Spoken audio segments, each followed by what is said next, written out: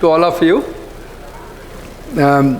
Before I make a presentation of Indian perspective on climate change impact on health, particularly environment and occupational health, on which this conference is, I have to make a submission. We tried a lot to get a real expert, on this area, because it's, you have heard, this is not my area of work. In fact, climate change is a rather new area where our institute is working. We have a long history of working on occupational health, no doubt. But unfortunately, people were busy with pre-commitments. So finally, the responsibility came to me as the head of the institute to give a brief perspective from the Indian side. A second admission is that India has a very rich and credible data on environment. There are Indian Meteorological Department has data on longitudinal data on temperature, the mean temperature and humidity. The pollution control boards, particularly Central Pollution Control Board, they have data on real-time data on air pollution. But rather, very little data is available on the impact on health of these climatic variations. So that's why this is an area where we thought that we have the responsibility as one of the premier institute of India working with the working population, and we collaborated with two other institutes who work on related area. You have heard, one is National Institute of Research in Environmental Health, which is in Bhopal, and then another institute is NIDI, which is Nagpur, which is a CSIR institute. Both work on environmental aspect. So, since this is the first presentation, so I take the privilege of, making some very basic points, particularly for people who are new to this type of conference. So, as we know that climate is basically average weather conditions for a particular area over a long period of time, and this can, lead to the change in climate, can lead to acute weather events, or subacute weather events, or even very long-term permanent changes which can last for which can develop over hundreds or thousands of years. So and climate change by definition is contributed. It's a sum of human activity, direct or indirect, plus natural variations in the climate. Which can happen due to solar radiation or tectonic shifts or volcanic eruptions. And human activity, which is called anthropometric causes, are basically due to greenhouse gas emission, from fossil fuel production use, industrial manufacturing, then vehicular emission, deforestation, livestock production, and building, last but not the least. The health impact of climate change, it could be direct impact, is directly due to heat, or and heat impact can be acute impact like heat shock, heat syncope, heat cramp, and then it could be chronic heat exposure can aggravate the pre-existing diseases of the cardiovascular, respiratory, or renal causes. It could be UV radiation due to disruption of the ozone layer. It could be extreme weather events like flood, drought, storms, which can cause burn, injury, this type of health impacts. It could be indirect impact through natural systems, like say airway diseases and allergies due to increased air pollution resulting from climate change. It could be food and waterborne diseases. There is increased incidence and shifting of geographical and seasonal distribution, and there could be burst of vectors. They are population changes also, like something which was not there at one place due to increase in climate, then that particular vector starts, proliferating there and habitating that area. So it's a new vector-borne disease can come up, or old disease can become more aggravated.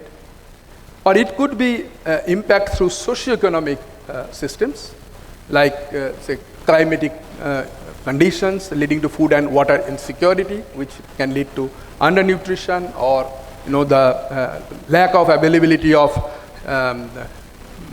pure water, potable water, causing infectious disease. There are some groups which are particularly vulnerable, like women, children, elderly, and some occupation groups. And then displacement, forced displacement. It could be due to climatic disruptions or disasters rather, or it could be other causes like say war. So people who were used to living in a place and were fine, when they move to a new place, they get find it difficult to get adjusted to the new conditions, and can develop diseases which were otherwise would not happen, or does not happen to the population that is already living over there. So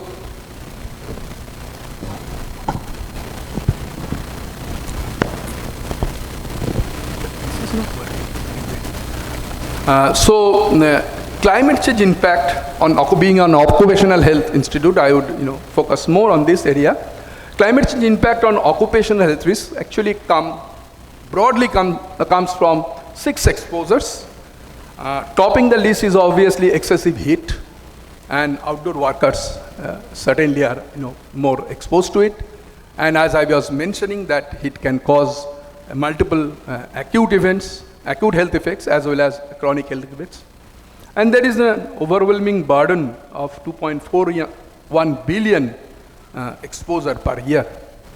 Almost 70% of the, I mentioned in my welcome address, 70% of the world population, working population, they are exposed to at some point due to excessive heat, and which is already causing havoc, particularly in terms of injury and disability associated life years. UV radiation, again, outdoor workers are more exposed to it. Other than skin problems, it can cause eye problems like macular degeneration or cataract, pterygium, and it can also disrupt the immunity. Again, there is a significant global burden, and with considerable death that is mentioned here. Extreme weather events, that can happen, medical person, emergency workers, construction workers, also, fishermen, and this can actually, can cause burn, injury, chemical exposure. There could be some, explosion somewhere or fire breakout, and this can happen not only during the disaster but during, rescue operation or during rehabilitation also. There is, not much data on this about the burden, but health impact. There is a not occupational, but total, deaths have been reported in the last 50 years, crosses 2 million. Workplace air pollution, again, outdoor workers, as expected, they are more exposed to it, and primary health impact could be respiratory disease. In fact, cardiovascular disease, is even more, in terms of number, even more than the respiratory disease, and cancer, lung cancer is an important outcome. And there are, just for outdoor workers, there are close to 900,000 deaths that is attributable to air pollution today globally. Vector-borne diseases, another exposure, as I was just mentioning, there is more generation of vectors. Vector increase their number due to climatic changes, or new vectors come up in new areas. Primary health impact in India, these are the 6 vector-borne diseases: malaria, dengue, chikungunya, leishmaniasis, filariasis, and Japanese encephalitis, that has been associated with climate changes. Again, global burden, there is limited data available. And then last but not the least are agrochemicals, and not only agricultural workers, but where these chemicals are produced, chemical industry or the sellers of those, they are also and vector control individuals, those are who are involved in vector control by spraying the chemicals. They are also at risk, and it can cause multiple diseases, starting other than poisoning. It can cause cancer, neurotoxicity. It can cause endocrine disruption. Endocrine disrupting chemicals are a large group here, and also immune suppression. There are only to pesticides, there are around 300,000 deaths yearly reported. So on India, if we go into the climate change impact on India, as I was telling that, the particular population, working population, it's not really much data available, but the climatic data are available, and this is what climate change impact is. This is how it is affecting the Indian climate. So first is obviously the ambient temperature and heat waves. So you can see that top 5 warmest years since 1901, since when the temperature recording is done, they are only in last 6-7 years, and it's increasing. Like 2023 was warmest when it came, and then 2024 became warmer than 2023. So it's every year it is increasing, and 11 or 15 warmest years that happened on record, that happened in between 2007 and 2021, and then 2 more added. Warming rate is 0.63 degree centigrade, mean temperature increase, but maximum temperature increase is much more than the minimum. Now, it is projected that an annual mean surface temperature may rise by 3 to 5 degrees centigrade at the end of this century if this continues, if we do not act now. And you have heard that there is a target to keep it limited to 1.5 degree. So you can see whatever the climatic havoc that we are watching today. We have heard many cases in India, sudden cyclone, flood, and they are only 0.6 to 0.7 degree centigrade temperature rise. So it's understandable what could happen if this rise actually happens. Frequency of heat wave days, you can see that it more than double in 1 year. And future prediction is that it could rise to 40 folds at the end of the century. So this is one study, recent study. They have calculated the heat index, but this is not a very micro level data. This is state level, not up to the district level, and this is primarily based on classical parameters like temperature and humidity, mean temperature and relative humidity. And so what it says is quite alarming, that it says 90% of India, as per climate data, it is under danger or extreme danger zone. So that is quite alarming, the way the climatic changes are happening across the country. Second is air pollution, and this is, as Dr. Tiwari was making a comment, that which one, this is chicken or egg controversy, but in fact both feed to each other. Like climate-driven worsening of air quality is known, and worsened air quality actually increases the temperature, particularly the temperature, surface temperature. So, and 2 of the worst air pollutants that are increasing due to climate changes are particulate matter, particularly PM2.5, and ground level ozone. There is another important area is the stagnation. So there are, because if there is a stagnation, then even without additional emission, the pollution remains over there, because there is no air flow, and so the whatever pollutant is there, they are not wiped away. So this is a projection in a recent paper, says that in the inter-Gangetic plain, it is predicted that there will be a 7 microgram per meter cube PM 2.5 increase, and that will stagnate.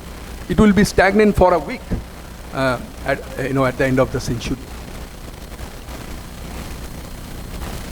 This is NRDC climate change report. You can see here that, so this is rural and this is urban, and you can see that the PM 2.5 is really, in a large part of India, it is over 40 microgram per meter cube. Only in the south, this is, less than 40. And this is, we are calling a threshold, but WHO has a threshold of 5 microgram per meter cube. So, even 40 is too high. But one good thing is that this PM 2.5 over the years, we have seen a decreasing trend. And this is not due to COVID lockdown, because it persisted in 2022 also. So that is, a silver lining, you can say. External weather events, extreme weather events. So we can see that, how in 2 years there is the increase in all zones of India. There is a significant increase, but largest increase in the southern zone. There's more than 30% increase in extreme weather events. And here you can see that, so it says that 322 out of 366 days, it's more than 80%. All these days, India experienced extreme weather events at some part or other of the country. So, situation is that, and that affected 35 out of 36 states and UTs. So almost everywhere, this extreme weather events is affecting the climate. There are some figures are here. These are, yearly data of human deaths or crop area affected, the house damage, and all numbers look quite alarming. If we see the extreme weather events that happen over the years, this is 2024 data. So heavy rains, floods, and landslides, we can see. This is the months from May to it is extending till end of October, that these heavy rains, floods, landslides. Lightning and storms, they are almost throughout the year, and there are 218 days lightning and storms. It was found, and heat waves are 77 heat waves have been recorded during this period.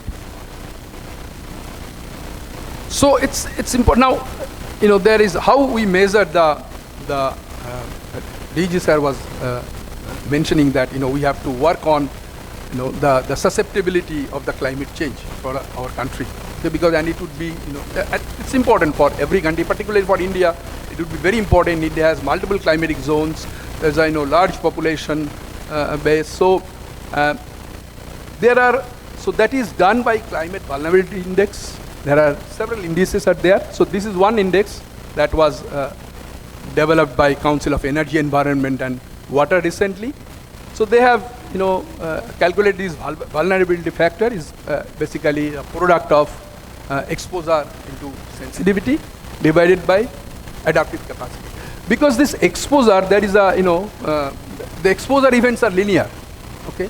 But the impact, that will depend on the sensitivity of the population and their adaptive capacity. So this type of indices are, that's why important. And this is, good thing is that this is micro level vulnerability assessment on district level data, okay?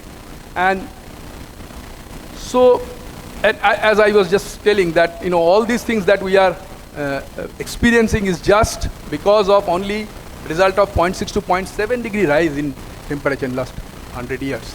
So the trend that is going on, it could be devastating if we are not, if we do not act now to restrain it. In 2050, the numbers that suggest. And so this type of index will actually help to map the critical vulnerabilities, plan the strategies to enhance resilience, and adapt by climate-proofing communities, economies and infrastructure.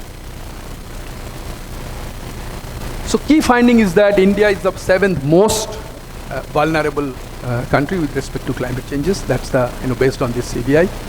And greater than 80% population living in highly vulnerable districts, and 40% districts, they are showing a swapping trend, like where there were earlier flood, now you are seeing drought. Where there are earlier drought, you are seeing, flood. So it's just swapping trend, and it spans 40% of districts in India. Southern zone is most vulnerable, as I mentioned earlier also. State-wise, these are the three states. One is the northeast, one is in the south, and another is in the west. They are most vulnerable states. And 5 out of 6 zones in India, they have low adaptive capacity. But other than eastern zone, all the other zones of India have very low adaptive capacity. So, naturally, the impact will be much higher. And these are the causes, main causes have been identified: unsustainable landscape, lack of infrastructure planning, and human-induced microclimate changes. So they are the key drivers of high vulnerability. Now, if we go into occupational health risk, as I just mentioned at the beginning, mostly the data is on community health rather than any occupational group. The question is that whether these effects on the workers will be different from the community, and whether work actually, their work will potentiate the health effects. Now, obviously, climate change will increase the prevalence, distribution, severity of exposure to known hazards, and then there will be new hazards. Okay, so all work has some or other hazards. So it can be either aggravated or new hazards can come up because of the climatic change. Workers' health status. Another problem, to see the climatic effect on occupational health is that it is not only influenced by the work-related factors, okay? Because there are many other factors like employment status, income, access to health facilities. So all these cumulatively actually determine the outcome. So it's not easy to actually deduct how much of climate change is impacting the workers' health outcome, although we can presume that it is quite significant. So this is one data that was published. It's on Gujarat actually. So you can see that there was a one year 2010 where there are many heat waves, and it was significantly warmer compared to 2009 and 2011, and it showed that during these months. So this is for the month of May, and then you can see that like starting from 17th of May to 24th. So this week there were heat wave days. So there were total deaths were 43% in excess in this month in 2010 compared to the average death of the previous and next year. And average daily mortality also was over 40%. So another thing is the productivity loss. So it is said that, you can see here that between 1995 and 2030, so there will be, even in, under sun, there will be this much of productivity loss from 8% to 9.2% and from 4.3 to 5.8% for the shade. So this will be labor days lost due to the climate change during this period. And temperature, if it is, for 2 consecutive years, if it is above 97th percentile, so this study found out that there is 15% increase in all-cause mortality that happened between 2008 and 2019.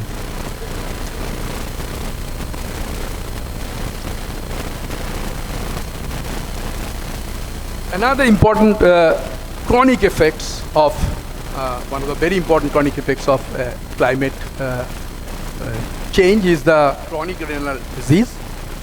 So you can see that it's like almost 3 odds of reduced GFR to workers exposed to heat, okay, and which can actually lead to CRF. And we know that more than 22 million are living with chronic renal disease in case of which is related to climate induced heat exposure. Chronic cardiovascular disease, interesting thing is that this is, this is the minimal mortality period, temperature. So it's, around 35. That is, but if the temperature either decreases or increases, the relative risk increases for cardiovascular diseases. And these are the, causes. I'm sorry for this, arrows again shifting. Air pollution, as I mentioned, that cardiovascular, you can see that cardiovascular ischemic heart disease and chronic respiratory, chronic pulmonary disease, they are the two biggest casualties of air pollution. So this is an India state level disease burden data. And there are some figures here. One thing is that ambient, particulate matter and ozone, due to that, death rate has increased. But household air pollution has decreased because, of the decreased use of biomass fuel. So that is one good thing that has happened. I'm just skipping it. Then vector-borne diseases, as I was mentioning, so you can see that end of the last century, there was malaria was predominating. But then, with this climate change in this millennia, you can see that there is initially there is Japanese encephalitis, and of late there is dengue. So these are cases and these are deaths. They go parallel. So there is a shift in the vector-borne diseases with the climate change in India. And this is actually, there are some 6 climatic conditions. These are, published literature to find out the relations. And you can see that, in almost everywhere, other than, visceral leishmaniasis relation with rain, everywhere, there is a positive correlation for every disease, vector-borne disease, with the climatic condition worsening. Antimicrobial resistance, again, it can increase. I'm not going to, these are mechanisms, I'm not going to, but just to mention that, because we mentioned that there will be more bacterial infection, and, people can have reduced immunity due to malnutrition, due to other things. So, they will be, more susceptible to infection, more antibiotic use can cause more resistance.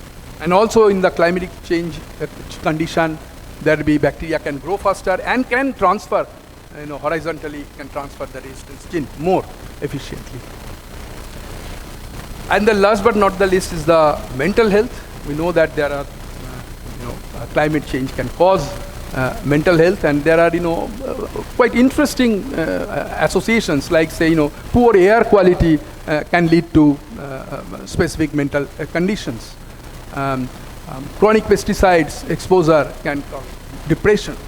In India, there were some studies done on mental health, like, but they are like, say, there was a snowstorm 5 years after the snowstorm in Kashmir. It was found 41 children were interviewed, and there are 54 diagnoses of mental conditions. These are the top ones: post-traumatic stress disorder, separation anxiety, and all this. So they were actually, common in these survivors. There was another, after flooding, 1 month after flooding, again, there were mental issues with the children and adolescents. In Odisha also, there was a PTSD in children. It was higher in the, cyclone affected area compared to, lower cyclone affected area. There are some policy level interventions the government agencies are taking, but mostly they are limited to awareness generation and, some healthcare strengthening activity, like, defining, identifying nodal officers for climate-related health issues, or some preparedness initiatives to strengthen the health system.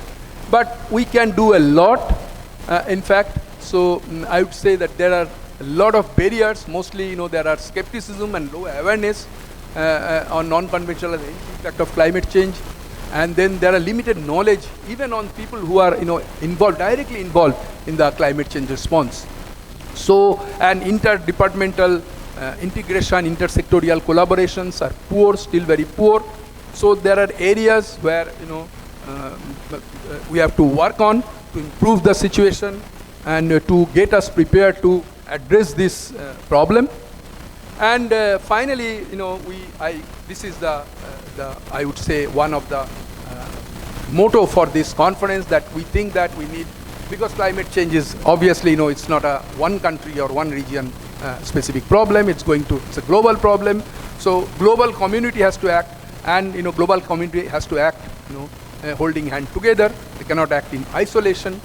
So we can have, we are looking forward to collaborative opportunities with US and other countries, regarding, like say joint research activities, more longitudinal studies and risk prediction methods, more collaborative meta-analysis, on the climate health effect, more devices and tools, AI-driven tools, remote sensing tools, wearables, and then, capacity building to address, to do the research, and to also to address the climate-induced health problems, through this cross-country collaboration. So I'm looking forward to that, and I believe that at least funding possibilities exist in India, and we can definitely draw fund if we can identify the real problems and address them, like the ones that our Secretary DHR, Dr. Bell, has mentioned, the 4 primary objectives that we should address, because this conference should not end in just academic discussion. We have to come out of this place with a concrete plan and plan of action and some policy recommendations, so that we have something to act in the future. Thanking you for your patient here.